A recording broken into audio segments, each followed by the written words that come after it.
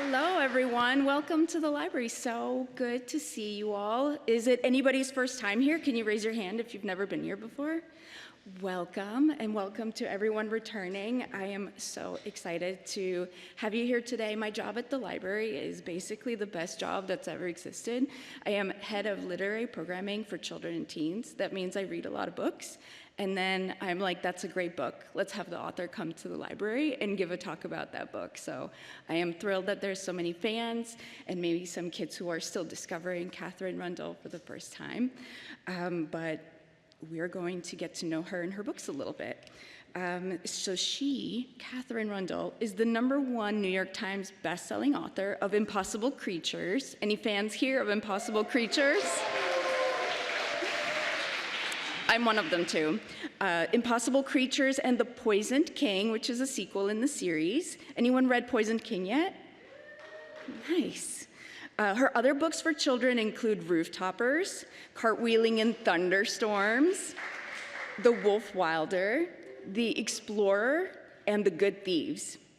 And of course, for adult readers, she has written Vanishing Treasures of Bestiary of Extraordinary Endangered Creatures.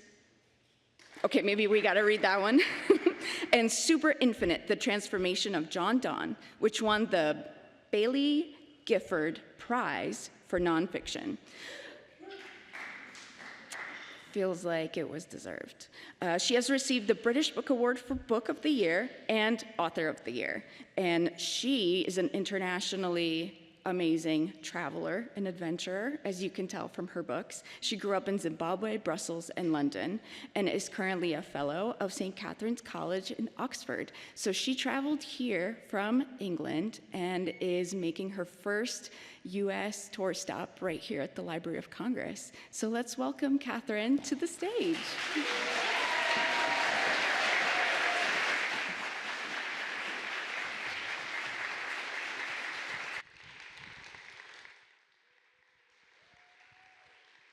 Welcome, welcome. Hello, thank you so much for having me. Can we hear each other okay? Can you hear us? Oh yes, marvelous. Okay, wonderful. So, Katherine, welcome to the Library of Congress, the biggest library in the world. We are so excited to have you here and to have all of you here. Did you hear that there's some fans today? I think I saw someone even wearing like a flying coat, which was amazing. It is such a delight to be here. Thank you all so much for coming. It's a real joy.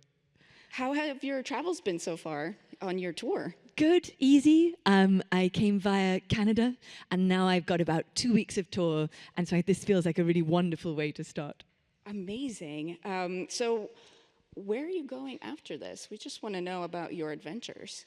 So I think I'm going to go Virginia, Atlanta, Chicago, New York, Milwaukee, St. Louis, Salt Lake City, LA, and one I've forgotten. Okay. It's going to be such a whirlwind for you, I'm sure. Have you been to the United States before? I have. I've spent quite a lot of time here, in part in your wonderful libraries, and often for academic conferences. And the best bit is when I get to come and meet young people. That's great. How old are your fans usually? I would say they range in age from around like 8 to, I think I got a letter from a 94-year-old who had read Impossible Creatures. So like, there's a sweep, you know, Yeah, there's scope. 8 to 94. 94? You know, I'm pushing for older or younger. If you happen to be 100 or 6, like, call me. That would be great. Well, your books, when you read them, feel so timeless, even though they're set in the real world at first. It's not a spoiler. And then go into a fantasy world. It just feels like it's not set in any particular time, but also is completely relatable. How do you create worlds like that? So I think I did want a sense of a world that could be taking place at any point. So obviously we are set in the modern world. Christopher wears jeans, but also, I wanted the world of the archipelago of Glemoria to feel like it could be at any time, because in some ways, the great joy of fantasy is that you can write about anything. You know, it is limitless possibility, and that means any place, any moment, and the idea that you can transcend reality but still talk about reality, still talk about like important ideas about like love and joy and grief and justice. That felt important to me. Yeah, I think that almost any human who reads your books is able to find themselves or find a friend in your book. So that's really wonderful to have that kind of world we can all fall into. Can you tell us about impossible creatures? Like, what would you tell someone who was like, what's a book? Or what is this story? Like, what were you trying to tell us by writing these books? Okay, so the pitch usually goes like this. Okay. There's a cluster of islands in the middle of the North Atlantic Ocean, so between North America and Europe. And on those islands, every single creature of myth that mankind has ever invented is real.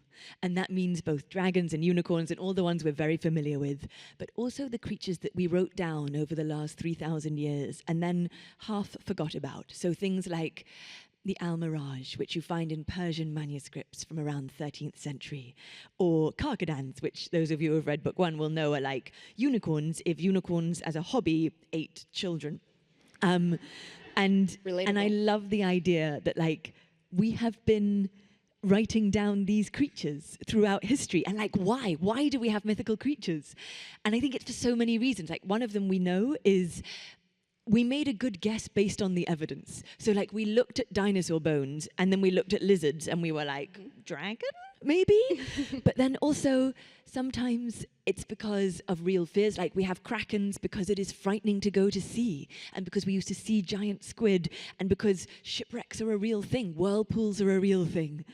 And then we also have some that we invented to like the clud, which is like a sort of wolf dog with ears of flame. That probably exists to like persuade young people to be quiet and go to sleep, otherwise the clud will come and get you.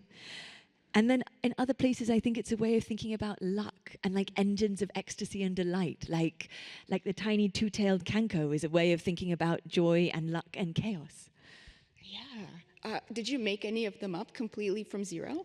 No. So I've absolutely promised myself and my readers that I will never make up a creature. Sometimes I will give them quite a few twists, like the Ratatoska, which is like a green-horned squirrel.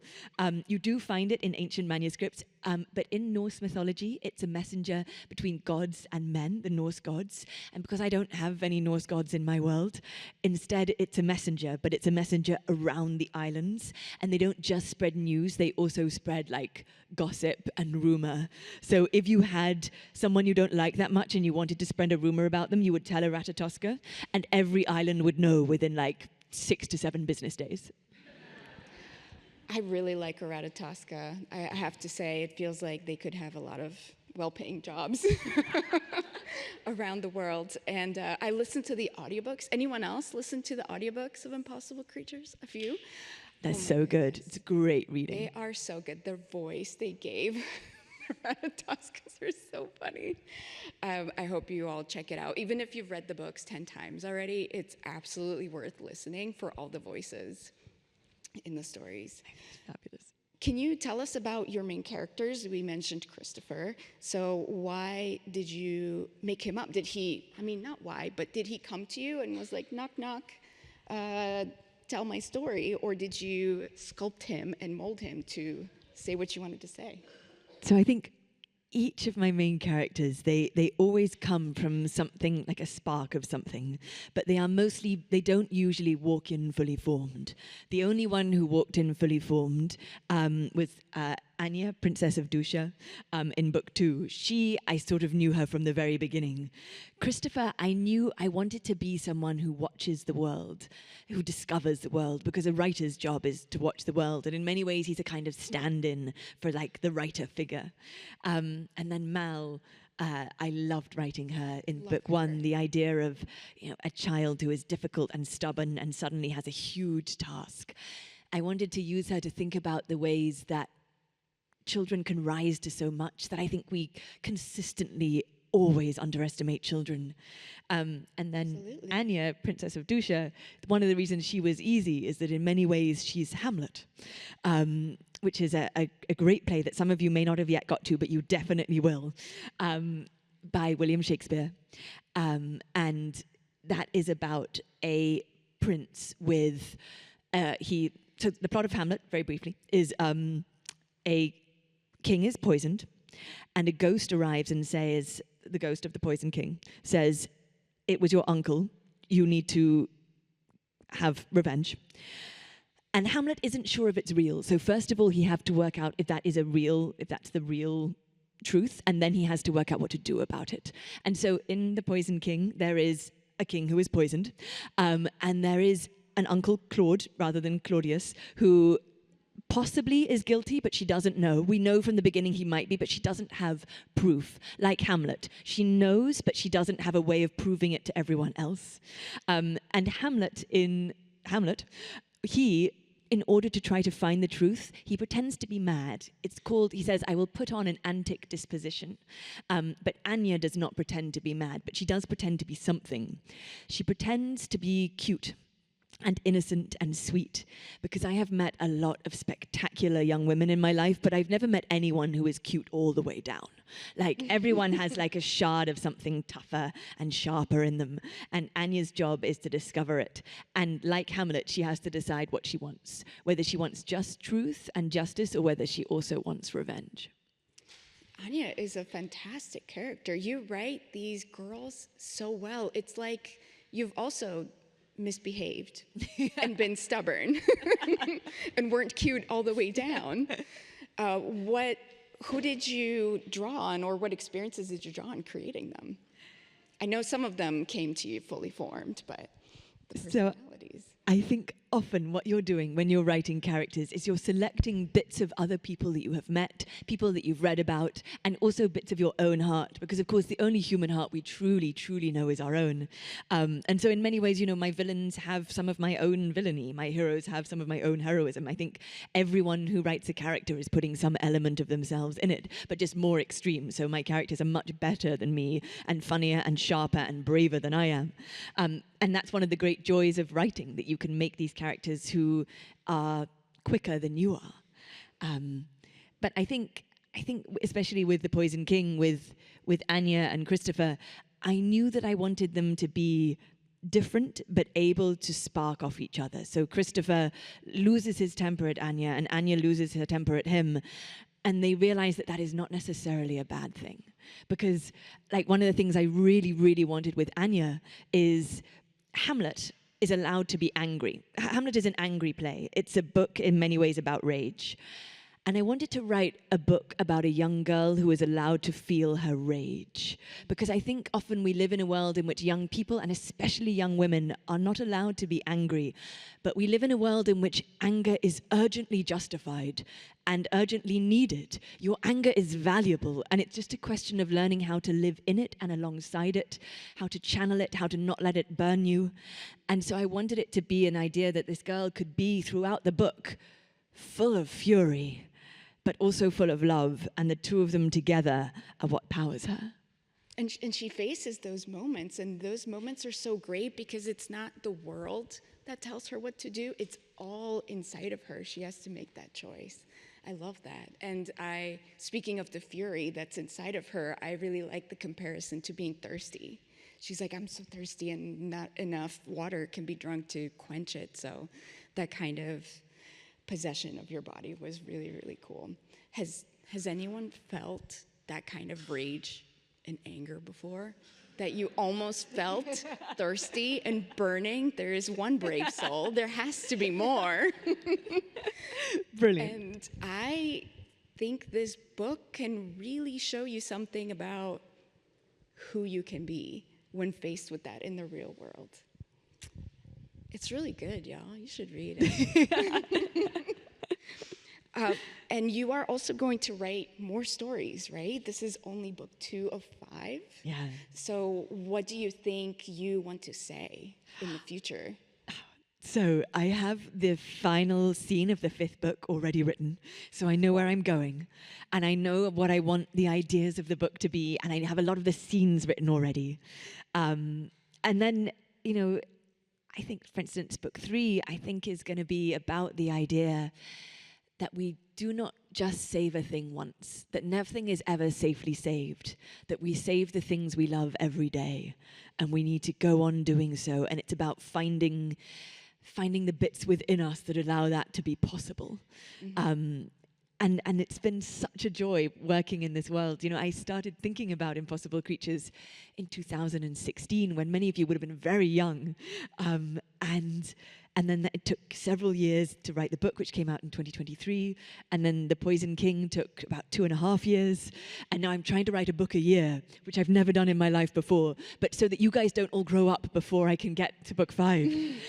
So we're going to see how that goes.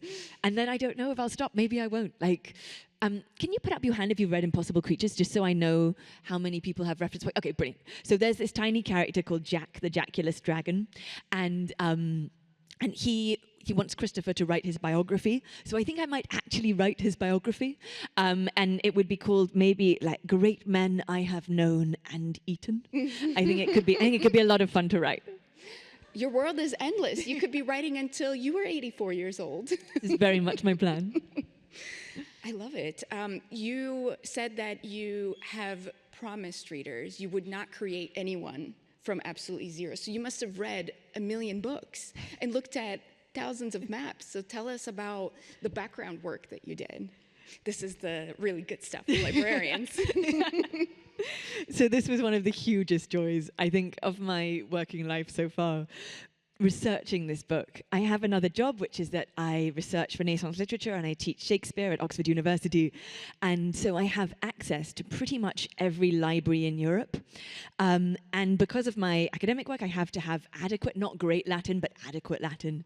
And so I spent quite a lot of time looking at old manuscripts like the ones in this building, and looking at the drawings down the margins and the descriptions that we had offered each other of these mythical creatures, and then also reading the big encyclopedias. You know, we started collecting bestiaries of enchanted creatures a long time ago, hundreds of years ago, and there are great encyclopedias in the last 100 years. And I would come across things like the Jackulous Dragon. So he comes from Pliny the Elder, who died when Pompeii erupted at Vesuvius in the year, he wrote his most major book in the year 70 AD. It's called Historia Naturalis, the Natural Histories, and it's the first encyclopedia that mankind ever set down, we think. And in it, in amongst completely rational descriptions of like fish and birds, there's a tiny jackulous dragon that lives in the trees, and he writes, it fires itself at your face like a javelin. And I loved the idea of taking that tiny dragon and like putting him in the book and giving him the personality, as you guys have seen, of a sort of quite drunk, angry professor, and seeing how he would fly through the book. His personality is way bigger than his body, that's Exactly. for sure, and the marginalia where he was born. That's amazing. I am so interested in all the bestiaries that you have read, and you have created a little version of it at the end. So what was that like working with an illustrator who made those come to life? Oh, they're just absolutely brilliant. I'm so lucky to have 2 fabulous illustrators, Virginia Allen, who did the bestiary at the back, and Ashley Mackenzie, who does the illustrations throughout the book. And mostly I would just go away and research these creatures and write the bestiaries, and then we would send them the text, and we have these, you get wonderful sketches back. And I would just say things like angrier or more teeth, or, you know, like longer tails. Like I wanted my mermaids to have, I'm sure many of you know this, there are so many descriptions of mermaids through history. And the type that we have, you know, the Little Mermaid Disney type, that's just one type of mermaid. There are also mermaids with like tails that are 20 meters long. So, you know, they would wrap all the way around the building, you know, these extraordinary creatures. And I wanted one a little bit wilder like that. Were there any creatures that you haven't had a chance to put in your books yet? Yes. So the idea is, of course, you'll meet new creatures with every single book, and the bestiary will get bigger and bigger until by book 5, the bestiary can be its own thing. And I think that will be such an excitement for me to be able to just collect them. And I have things that I keep putting into books and then having to take them out, because that's often how the editorial process works. So I had in book 1 and book 2 and book 3, I've just taken it out of, whole scenes about a group of people called the pelagic people, and they live on the backs of behemoths. Behemoths you find in the Bible, they're like enormous hippopotamuses, but as big as this room or bigger. And it's a whole herd of behemoths that swim through the ocean, and they live on them their entire lives, and they migrate across the ocean. And every single time my brilliant editors have read it and been like, it's completely irrelevant to the story in any way. And so every time it has to come out, but one day they will get it back in. And if they don't, I'll write them their own book. So they wouldn't allow them to just be awesome in the background? You know, I think one of the things about writing fantasy is because you could add so much of writing fantasy for me is taking things out. Like, I start with a much longer draft. I want to get them as short as possible. Impossible Creatures is about 72,000 words. Poison King is about 56. I'm trying to get down to about 45. The Lion, the Witch, and the Wardrobe is 38,000. I long to have short, but short is harder than long. Yeah, absolutely, especially with the endless world at your fingertips. Right, and all of the islands, and you want to have to see everything and taste everything, and you know they want them to meet every creature, and so it's very hard to keep it tight. Are creatures your favorite thing to play with fantasy-wise, or do you like to create little desserts or cities or wonderful magical boats that go faster than possible? What do you like to make more? So there is so much delight in this, in inventing things like a sphinx tooth, which if you put it in your mouth allows you to understand every language in the world, or, you know, the coat that allows you to fly, but only when the wind blows. But I think I also love writing food. And I think food is often my favorite thing to put in books. And I think if you think of your favorite book that you've ever read, there'll often be like a really great food description. Can you put up your hand if anyone here is going to be a writer or is already a writer? Wonderful. Okay, brilliant. So we have some writers in the room. Well, I think a really great way to make a story feel true is to put food into it. Because when you read food that seems delicious, it makes you feel physically hungry. So you've rooted the imaginary world in the physical world of the body. And I loved writing food. And until I started writing the Impossible Creatures books, I always promised my young readers that every single thing that I put in any book as food, I had always tried myself as like a fact check to see if it was delicious, so that the details of the story would be true and the big sweep would be maybe impossible. And the only thing where that wasn't the case was I wrote a book called The Explorer, and in it the children eat tarantulas. And for that one, I was like, you don't want to taste it? I'm not great with spiders. So instead, what I did with that one is I spoke to the children in the Amazon rainforest, and they said that tarantulas are quite delicious, and they taste a little bit like fish or shrimp or lobster. So I put that in the book. So if you read The Explorer, you'll see that they eat tarantulas, and then they're struck by the fact that they taste like a little salty, like the sea. And then the book won a big prize in England, and it started selling far more copies, which was obviously wonderful. But also, I started worrying that I'd accidentally been, spreading fake news. Mm-hmm. And I thought, right, there's an easy way around this. I will fact check it by eating a tarantula. And if it turns out not to be true, I'll change it in the next printing. And I live in central London. There are luckily very few tarantulas, rats, but no tarantulas. But you can buy them in like a can, like a tin. And so we got one, and you can watch this on the internet because my publisher filmed it. And they come pre-cooked and ethically sourced. And the thing that you discover when you have a tarantula this close on your hand is that they have faces that look like they know all your secrets and they judge you for them. So I ate the face, and it did not taste like lobster. I don't know if any of you with longer hair have ever accidentally set fire to it, but the smell of burning hair is what tarantula tastes like, which makes sense, they have a lot of hair. And then I thought, this is actually a really bad experiment, because canned peaches and fresh peaches do not taste the same. So maybe fresh tarantula actually does taste like shrimp. Mm-hmm. But I I don't think I can eat another tarantula. So the only solution I can think of is if any of you guys happen to find a tarantula, like roundabout in the streets of DC, if you could cook it and eat it for me and email me with like tasting notes, like a sort of spider sommelier, that would be incredibly helpful. Yeah. So like just, put that on your list of things to do just in case. But only ethically sourced. Only ethically sourced. And maybe don't make eye contact.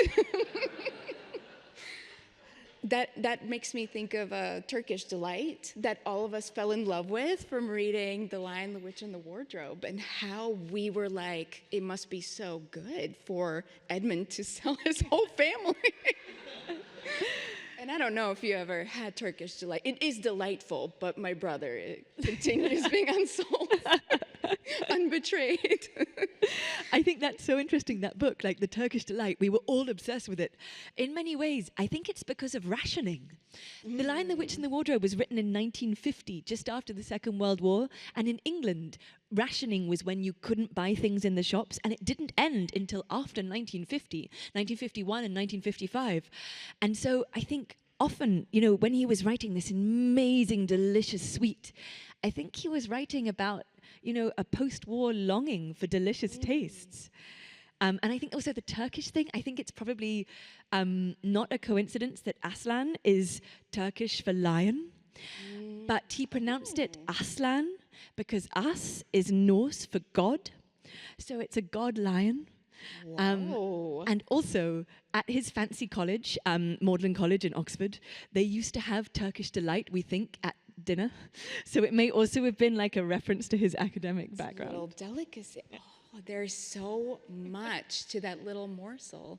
I love talking to people who know stuff and are curious.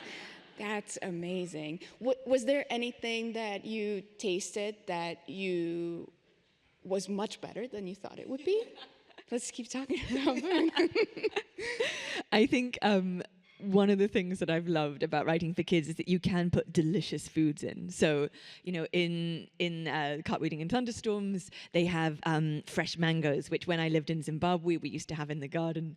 But then also, my favorite thing, I think, food-wise, is in The Poison King, there's the character of Fiden's Night Hand, who is the berserker, who is fearless.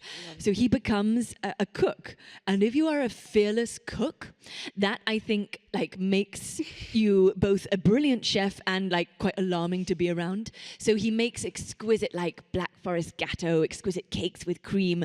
But also, there's one line where he says something like, I made a souffle of jam and sardines once. It tasted like a clown had farted into an ocean. I probably wouldn't make it again. And one of the things I do when I go on tour, I often go to big schools, and one of the things I often do is I ask the young people to help me come up with foods for Night Hand to cook, because he's a really inventive chef, so he'll make custard pudding with broccoli. And so I ask the young people if they can think of any really great food that sounds vivid, that would make you sit up and take notice and pay attention, because that's another really great thing that food can do. In fact, should we ask? Guys, do any of you have a suggestion for a food that would be almost delicious but actually really disgusting? You can come up to the mic right here so we can... Oh, great. Oh, that's nice. Wonderful. Or we could just also get people to shout. But, oh, no, great. Oh, of course, we need to record. We can take a couple, and then you can hang on to your ideas and tell us. That's a brilliant idea. Great, yeah. Why don't we just take these three? That would be wonderful. Or we can take, why don't you come two, and then we'll have 4.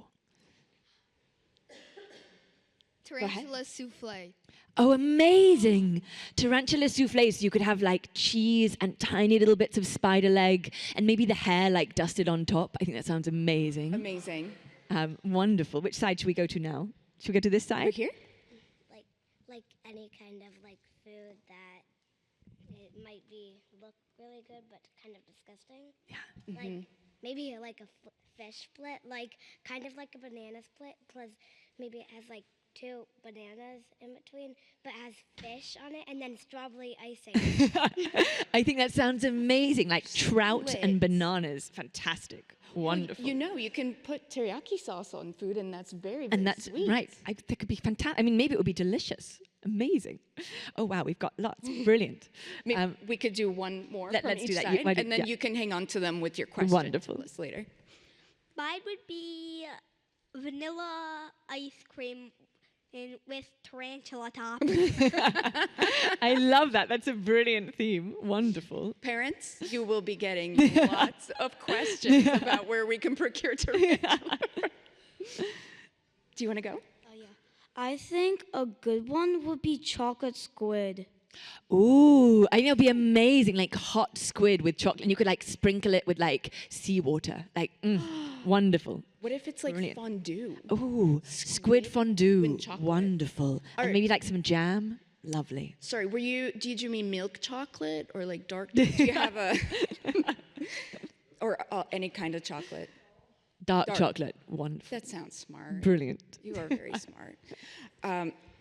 Food is really, really wonderful when you're word building. Everyone else, when you come up for Q&A in like 15 more minutes, you can ask your question and tell us about the food combo you came up That's a with. brilliant idea. That would be wonderful. Thank you, guys. That would be fabulous. My 15-year-old wanted to come, but she has a homecoming dance today, so she's not here. But she would be upset if I didn't tell you her combo, which is burnt to a crisp, falling apart bacon with sour cream. Wow.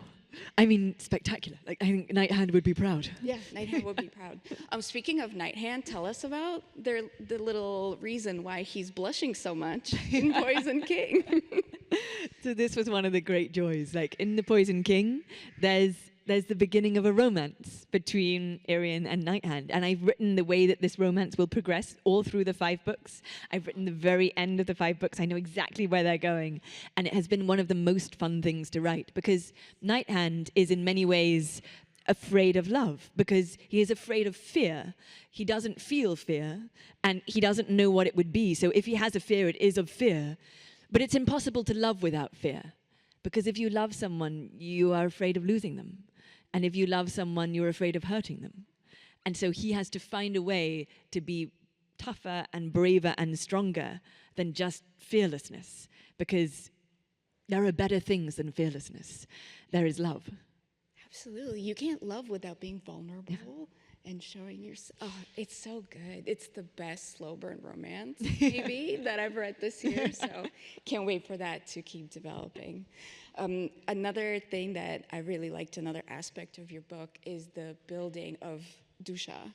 I told you earlier that I'm from Russia, so I was like, does this mean like dusha, which means soul in Russian? And then you told me why you named it that. Can you just talk about creating dusha and Of course. all of that? So the island where Princess Anya is from, Dusha, it is named after the Russian word for soul, and it's a thing that people often say to young children, like my love, my soul. And some of my cousins are Russian, and I wanted all of the islands, they have names that mean something. And the idea is that the archipelago was separated from us by magic 3,000 years ago at the fall of Troy. So all of their islands, they're all named in ancient languages. So it's Sanskrit, Aramaic, Old Russian, Old Chinese, Old Arabic, Old English, Norse.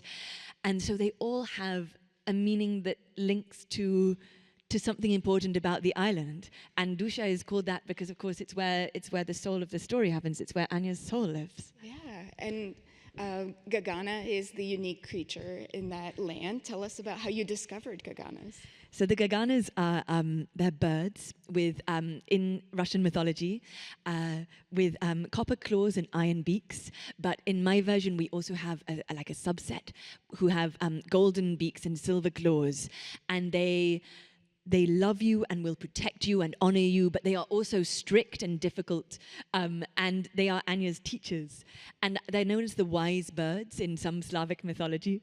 And I wanted to steal, like, how do you make mythical creatures real? Is one of the questions that I ask myself all the time. And I think a way to do it is to steal from the real world. Like, so in order to make my birds real, I stole from the real world wise birds. And what are the cleverest birds we think in the world? There are 3 species that we think are amongst the most intelligent. Parrots are one, but we think that probably the most intelligent bird are the corvids, the crows, the ravens, the rooks, the magpies. And so I took behaviors from those birds and put them into the Gaganas. And so, for instance, there's a crows in an amusement park in France that have been trained to pick up litter and fly it into the nearest trash can, but they've been trained to do it in front of the person who dropped the litter. So you're being publicly shamed by a crow. And I'm sure you guys know this. If you disturb a crow's nest, they will attack you if they see you in revenge. Not just the next day, but they will remember your face for 10 years. And they will teach their children and their grandchildren to attack you too. And there was a girl in Seattle who fed the crows, and in exchange, they started bringing her gifts, like little bits of silver and glass and paper clips. And they would leave them like at her side and finally in her hand. But her mother was a wildlife photographer. And one day she was shooting animals, pictures of hares in the field behind the house. And she left the black lens cap from the end of the camera in the field. And she was about to go back and get it. But they had a camera trained on the bird bath. And she happened to look at it. And there's a video that you can watch online of a crow flying the lens cap into the bird bath, washing it, balancing it on the edge of the bird bath and flying off. Oh. And I think if someone had told me that, I might have thought that that was mythical. Mm-hmm. I think one of the things I want to say in Impossible Creatures is there are so many creatures in our world that we would think were mythical if we didn't know that they were true, like the swift, which flies in its lifetime 2 million kilometers, which is enough to fly enough to the moon and back and the moon and back and the moon again. Amazing. And they never stop flying. And in Impossible Creatures, the Sphinx, they think that swifts are mythical, and they think that panthers are mythical, and that giraffes are mythical. They also think that the story of King Henry VIII is a metaphor to teach girls to stay away from kings. But I loved the idea of, like, what would we find in our world impossible if we didn't know that it was true? Yeah, your books make us look at our own world with more magic in our eyes, and I want to see more stories like the one you just told about this raven or crow who is just doing something mythical for human beings. The nature of your stories of creatures and humans living together often leads to responsibilities that people have to keep the homes of animals safe or to protect the species. And as anyone who's ever owned a pet or has had animals in their life, sometimes we come to really difficult things. And even if maybe the animals are facing extinction, like the griffins in your book, or maybe other things that we have to deal with, like when our dog is 15 years old, and we watch them be a grandpa. So tell us why you decided to be honest with those things and put the difficulties in your books. So I think I wanted to write a book that would have a sense of that it is hard to be alive. Like, if you find it sometimes difficult, that's not wrong. You're not wrong if you find it frightening. You're not wrong if you find it almost impossible. The impossible creatures of the book are us. Like, of course, it's the mythical creatures, but the true impossible creature in the book is us. And, you know, in many ways, that's why I wanted to write the first story of Impossible Creatures, because it was a way of thinking about our good and our bad, about our ability to destroy and to build. Like, those of you who have read the story will know it's about the idea of a human who has seen the world right from the beginning of humanity and never forgotten. So they're not omniscient, they're not a god, but they do know so much of us. They have seen all of us. And so the book asks this question about us. If you could see us from the very beginning, and you had seen our horror and destruction, our lies, our deceit, our jealousy, our cruelty, but you had also seen our creativity, our imagination, our invention, our generosity, our endurance, our care, our love, and you could see the two together, what would you say? Would you say, no, mankind is not worth the pain that we visit upon each other? Or would you say, even so, yes. Yes, even greater than the world's chaos are its miracles, and the greatest miracle is love. And it's not a coincidence in Impossible Creatures that the first word Mal ever says is no, and the final word of the book is yes. That's amazing. You give us so many new perspectives on your books. We are all going to reread them right now for those who have read Impossible Creatures. You gave us so much to think about, and those are such big ideas. Can you tell us why you trust children, your main audience, with these things? I think it's because I remember being a child. I remember really vividly being 12 years old and feeling like people talked down to us. And I remember finding that one of the worst things. I remember being so furious at the idea that people wouldn't trust me with the truth.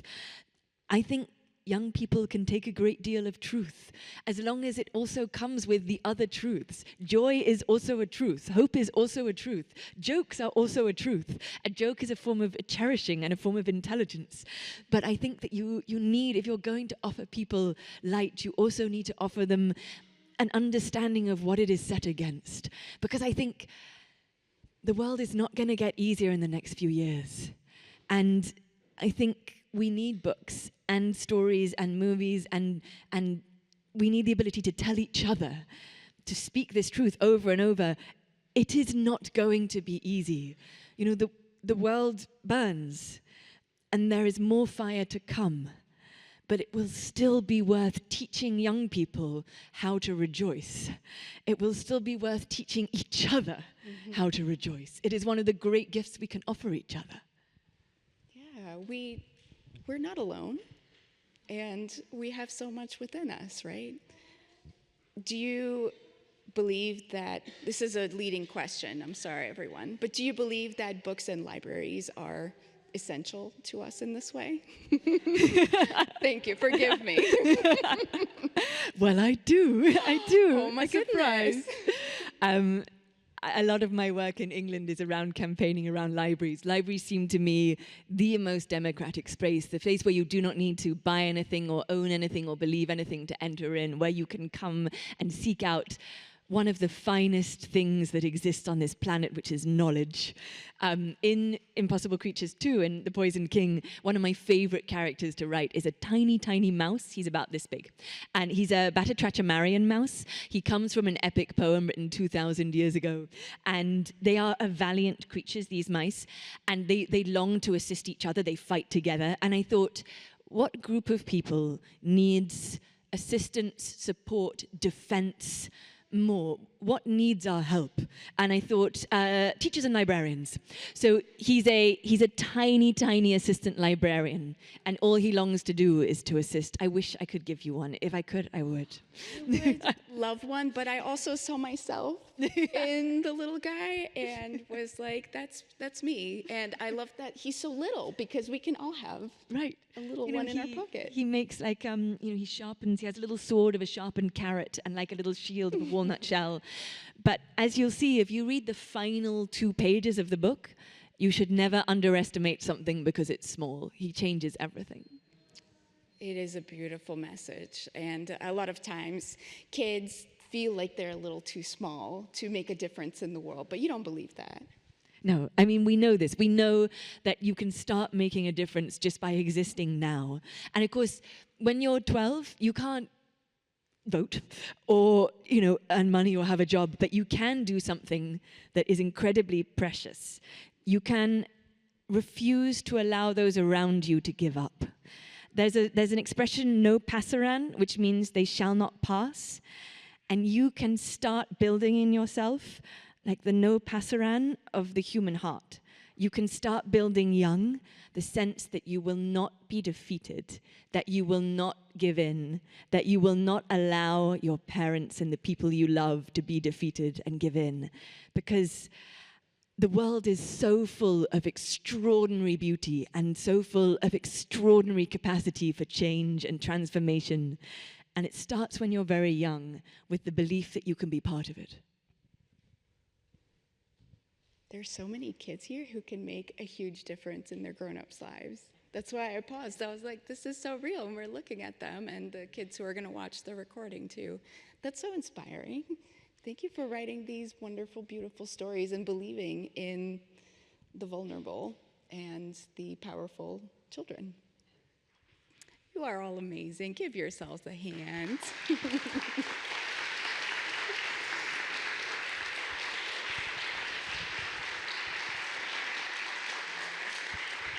Now, perhaps the best part is when we get to hear kids ask you questions. And Wonderful. You already know where the mics are, so come on up. And remember those foods that you wanted Night Hand to cook to. While you do that, I would love for you to remember that there's a book signing. Katherine Rundell is going to sign your books, and you will have a chance to talk to her very briefly. If you don't have a copy of the book, you can buy one at the info desk on the ground floor. And one more thing is that the Library of Congress, I don't know if you all know this, we have over 190 million items in our collections, including bestiaries and maps of magical and real places, and we took a bunch of them out of our collections for you. You can check them out in the foyer. In one of the cases, you can find old bestiaries from decades, if not hundreds of years ago, and see facsimiles of magical maps. We'll move them to the signing so you can study them a little bit closer too. The library just loves imagination and creativity, and we're just so happy that you are here inspiring more kids to keep that in their hearts. So stick around, everybody. Brilliant. Should we kick off some questions? Shall we? Let's go. Wonderful. Which side should we go to? I'm going to make you choose. Okay, let's go there. There's a bunch. This has to do with the like the food thing earlier. Can you like add this to the third book? Spaghetti and carcadans. That's an amazing idea. And it would be poisonous, so it would kill you, so it would be really disgusting. I think that's a fantastic idea. Wonderful. Love it. When do you think, what do you think the final year of your publishing of all the Impossible Creatures books will be? Oh, when? Yes. Oh, that's a great question. Okay, so it's 2025 now, 26, 27, 2028. So if you could all not grow up too fast, that would be wonderful. And that requires me to go a little bit faster than I've ever done before, but I think it's possible. So 3 years from now. Okay. Wonderful. Over there. Octopuses have been in our oceans, and they are some of the closest things we have on this earth to actual alien life. What actually, if you were able to find a mythical creature from some form of human culture, why would you choose it to be based on octopuses? Because there's a lot of things we don't know about octopuses and things we do. That's so true. I mean, octopuses are, I think, one of the most amazing creatures on this world, that they seem to have an intelligence that we do not yet have enough intelligence to understand. And as you know, there are lots of forms of mythical creatures that are based on the idea of octopus-like creatures. Like, we think that the kraken is probably inspired by people who saw octopus and squid and then imagined them if they were big enough to pull down a ship. Thank you, that's a great question. Would you be able to incorporate it into the book? Some of the next books? That was what I was trying to ask. I'll certainly think about it. It's a great idea. I'll make sure there's more krakens, definitely. What made you think of writing Impossible Creatures and all those other books in the first place? Oh, that's a great question. Do you know, I think it was because I love fantasy so much and I wanted to write a world in which anything could happen. The writer C.S. Lewis, who wrote the Narnia books, he said that fantasy is a way of exploring new possibilities that you may not otherwise have encountered in any other way. He said, if you imagine an enchanted wood, every wood that you go on to from then on will feel like it has a little bit of magic in it. So I love the idea if you create a fantasy world, maybe if you then go to sea, you'll think of impossible creatures. I love the idea that the fantastical can drift into the real. And I think that in many ways, fantasy is the best way to think about big ideas. I think fantasy is philosophy's like more beautifully painted cousin. And I wanted, I think, to write about a kind of philosophy, but philosophy for young people. You know how in The Poison King, Nighthand says, I think that at least 2/3 of a meal should be dessert. Well, maybe you should include in one of the upcoming books a cookbook of all his recipes. That's such a great idea. I love that idea. Wonderful. There could be really, really delicious ones and really disgusting ones. I love that idea. When you were in the middle of writing your book and everything, what kept you from thinking up of a whole new plot and writing that instead? Oh, that's such a good question. And it's one of the difficulties about being a writer, that when you start writing, technically, because anything could happen, how do you choose just one thing to happen? And how do you know which route the road should go? I think if you're writing, are you a writer yourself? Kinda. Wonderful. Okay, I think the best thing a writer can do is trust their instincts. I think the best thing that a writer can do is think whatever it is that feels most urgently funny or true or real right now is the thing that I will set down right now, and I won't worry if I'm going to change my mind tomorrow, because tomorrow you can edit and rethink.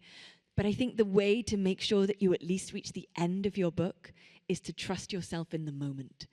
And I think, that one of the main pieces of writing advice that I give whenever I teach creative writing is, also allow yourself to write badly, because bad writing can always be edited into good writing, but no writing just remains no writing.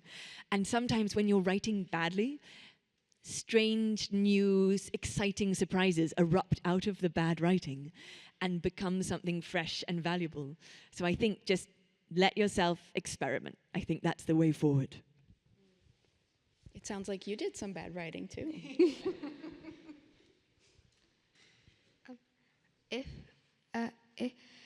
If you said that you wouldn't do different, you wouldn't make up your own creatures, then why did you kind of make up your own type of mermaid? Because, in my opinion, even if it's like a type of unicorn, it's still made up if you made it, even if it's a type of one creature that's already existed. Oh, I see what you mean. I think that's a really great thought. So mostly when I change things a little bit, I do only change them just a little, but I always let myself change things. So the mermaids with very long tails, I didn't invent those. Those you find in sort of in 1800 poetry. But also, I love the idea that you can take the beginning of a granule of someone else's idea and build on it to make your own. I think that's what I wanted, the idea of ancient creatures, but with one person's own imagination. Because if you think about it, almost all of fantasy is the passing down of ideas. Like the Lord of the Rings, a ring that will make you invisible, you find that in Plato. And the idea of sort of, fauns, you find those 1,000 years ago. So I think you're always stealing from the past and bringing it into the present. I like the idea. I read a bunch of books with different types of mermaids in them, and my favorite book has a mermaid that has green skin, fangs, a seaweed tail, and likes to drown humans. That sounds amazing, spectacular. I think this is the first time I've ever had to rise a mic instead of lower it. This is great. Thank you so much for coming today. It's been such an honor to hear from you. The elevator pitch that I give for your books, it says if Lewis's Narnia and Pullman's The Golden Compass had a baby. And you're writing in this incredible fantasy tradition, but you still are able to create something so completely new that is also tackling this idea of eternity, which seems like something that would be hard for children to grasp. So how did you approach this? I think part of it was assuming that children will follow you if you lead them. I think, we have a brilliant room full of brilliant young people who have read Impossible Creatures and understood it. I think that we have to reckon that you can trust children to follow you as long as you write sharp and fast and swift, as long as you write the kind of story that will grab someone by the wrist and pull them through. And for that, you need jokes. So I think for me, the most important thing is that every book has to have jokes, because a joke is a salute to someone's intelligence. And And then I think the other thing was just thinking, I think you can put a huge amount into a story and trust that people will take from it what they want. You know, that there are some bits that people will just skim over if it's not right for them, and there are some bits that some people will take to heart more. Like, most of you know that there is a death in the middle of book 1. I won't spoil it, but there is. And for some people, they are very unworried by that. And some people hate me forever. And I got an amazing piece of fan mail once that was just a beautiful note and a drawing of me. With really long hair. It was a gorgeous drawing. And underneath it, they'd just written the word murderer. I cry every time. Thank you. My question is, how'd you get the idea to create the immortal? Ooh, so in fact that does come from somewhere. It comes from a poem by the Renaissance poet Donne from the year 1600, and it's got a Greek title, Metempsychosis, and I really wouldn't recommend you read it, even if you're, even if you're 50 years old. It's a very strange and convoluted poem. But it imagines a soul born of the first apple of the first tree, migrating into a fish and a wolf, and then finally he was going to make it go into a man, into Cain, and then it was going to be Copernicus and Henry V. But then he realized that, of course, that's illegal. It was illegal to think about reincarnation in that period, in Shakespeare's time, because it was against the teachings of the church. So he hid away the poem and stopped writing it, but it survived, and we have it. So I stole the poem and thought, right, I'm going to take that idea and imagine it into something completely different. I don't know what John Donne would think about it, but I hope he wouldn't mind. Great question. I have a food. Wonderful. Eagle wings with spider eyes on it. That would be amazing, and also highly endangered, so also sort of people would be very cross. I love that idea. You could have an eagle wing and spider eyes, and maybe if you were going really disgusting, we could go back to tarantula legs. Fabulous. I love that idea. Thank you.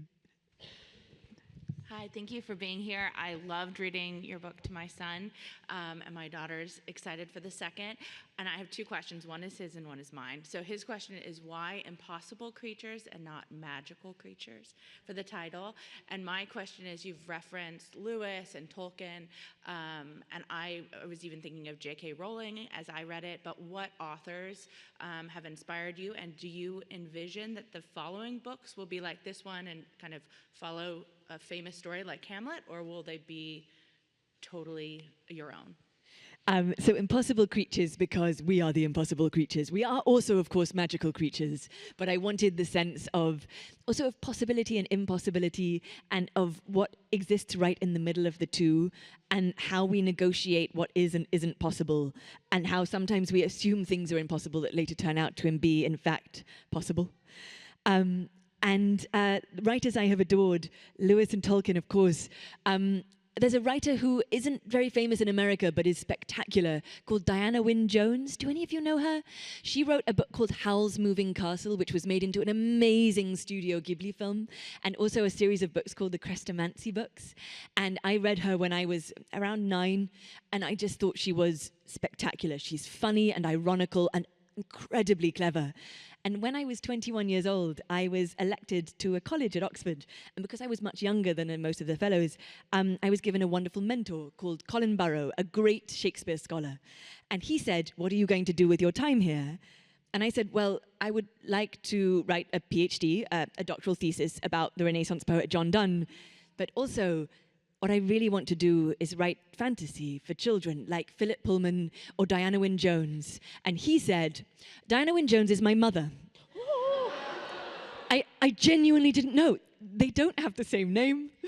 But he told me amazing stories about her, that once she was trying to do household chores very fast so she could get back to writing. And she put the casserole she was about to bake on the floor, and she baked her husband's shoes. And so my wonderful editor, whenever I get really stuck, she says, "Have you baked the shoes yet? Because if not, you're still fine." What an inspiration. I have two questions. The first one is, so you have a lot of like a bunch of different creatures in your books, and I'm wondering, like, how do you choose which ones you want to include? That's really hard. I think often it is just which ones fit the story. So, like, I thought that the birds would be brilliant for a story that is sharp and full of swords and revenge and mystery and murder. And then maybe if I have like a slightly softer story, I would have slightly softer creatures. Nice. My second question is, like, when did you start, like, wanting to write and, like, writing books? So a long time ago now. I am 38, and I think I wrote my first book about 30 years ago when I was 8. And in fact, if any of you young people are wondering what to get your parents or guardians, the holidays are coming up, think about writing them a story, because I think a story is one of the finest gifts you can give people. And when I was 8, I wrote a book for my dad. And because we moved around quite a lot, because he worked in aid, we didn't keep that many things, but he kept that. And I found it recently, and he'd kept it treasured. It was called Sally's Surprise, and I'd drawn pictures for it, and I'd sewn a cover. And reading it as an adult, as far as I can tell, I think the surprise is that there's no plot. Like, surprise, nothing happens. Like, it's a lot of descriptions of horses. But even so, he kept it. Because when you write a story for someone, what you're saying to them is, this is what I think is true or important or funny. This is what I think matters. This is what's in my heart and imagination, and I'm giving it to you. And when you write for a wider audience, you're really doing exactly the same thing. You're saying, this is what I have found valuable, and I hope that some people might find it valuable too. And I have a food suggestion. Maybe you could do, like, ketchup, eggs, and, like, tarantula bits, with scorpion bits on top. Amazing. Wow. That sounds wonderful. We're running out of time, so we're going to do 2 quick ones, the last 2 that I saw. I'll be but quick. If you're coming to the signing, you should ask more questions. I was just going to ask, because I know you mentioned about anger, and I think it was really cool reading The Poisoned King. I mean, as an adult, growing up as a kid, not really having that space to be angry and talk about it. I wondered if you remembered a time in your childhood when you were first experienced really big anger and what you did with those emotions. It's a great question. I think I was quite an angry kid. I think I had a complicated childhood that did sometimes have reasons to be angry in. And I think my main way of dealing with anger was writing. I wrote some incredibly emo poetry. And nobody could rhyme love and dove like me. But I think for me it was a way of just laying out more clearly to myself what it was that was in my heart. And I think keeping a diary can be a spectacular way to deal with the bits of the imagination and the heart that are unclear to one's own soul. Writing them out can be a way to render them more legible, more readable, more clear. And so I think it's also a great thing to do as a writer. Like, one of the best pieces of writing advice I was ever given was by the writer Frank Cottrell Boyce, who said, if you want to be a writer, keep a diary, but because it's really hard to keep a diary where you're only allowed to write 1 sentence a day. The most interesting thing, so the funniest, the saddest, the strangest, a joke you heard, something you saw on the bus. And then at the end of the year, you'll have 365 interesting sentences, and it will have taught you to pay attention to the world. And I think that was great advice. That's great advice. Nice. Should we do our final question? One more question. What's your favorite creature? Oh, a great question to end on. So I think my favorite creatures, they might be, I think, the Ratatoskers. Because the Ratatoskers speak every language in the archipelago. They're linguists. That's why they speak no language perfectly. That's why they sound a little bit strange. And they are full of rumors and gossip. And they have fundamentally good hearts, but they create chaos. And I think everyone needs to have a little bit of space for a Ratatosker in their lives. Thank you all so much for coming. Thank you so much, Katherine, for coming.